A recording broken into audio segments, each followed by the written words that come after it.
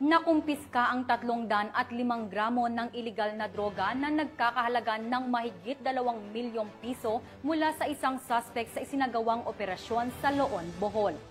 Tinutukan niya ni Patrolwoman Flora May Azares. Nasa ng mga operatiba ng Loon PNP ang nasa mahigit 2 milyong halaga ng hinihinalang syubu sa isinagawang bypass operation sa Purok 7, Song-un, Loon, Bohol. Dakong alas 11:55 ng gabi noong Agosto 20 ng taong kasulukuyan. Kinilala ni Police Captain Thomas Zenchong, Chief of Police ng Loon Police Station, ang naarestong suspect na si Jordan, 30 anyos, na residente ng poblasyon ay Tagbilaran City, Bohol. Na-recover mula sa pag-iingat ng suspect ang 4 na pakete ng hinihinalang syubu na may kabuang timbang na 305 gramo at may standard drug price na 2,074,000 pesos, sling bag, Samsung keypad na cellphone, motor at buy-bust money.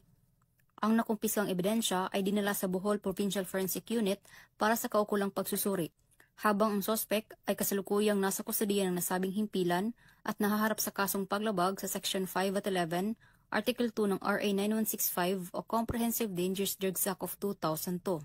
Ang paggamit, pagdadala o pagbibinta ng illegal na droga ay isang malaking paglabag sa ating batas ng Republic Act 9165 o tinatawag na Comprehensive Dangerous Drug Act of 2002. Hindi tayo titigil sa ating tungkulin na protektahan ang mamamayan, lalong-lalo na sa masamang epekto na ipinagbabawal ng droga na maituring na isang sakit o salot sa ating buhay, lalo na sa ating kaisipan, kalusugan at pag-uugali na nakakasira sa ating relasyon sa ating mga pamilya, kapitbahay at mga kaibigan. Kasama namin kayong lahat para sa madali nating makamtan ang tunay na kapayapaan at katiwasayan sa mahal nating bayan, Loon, Madanihon.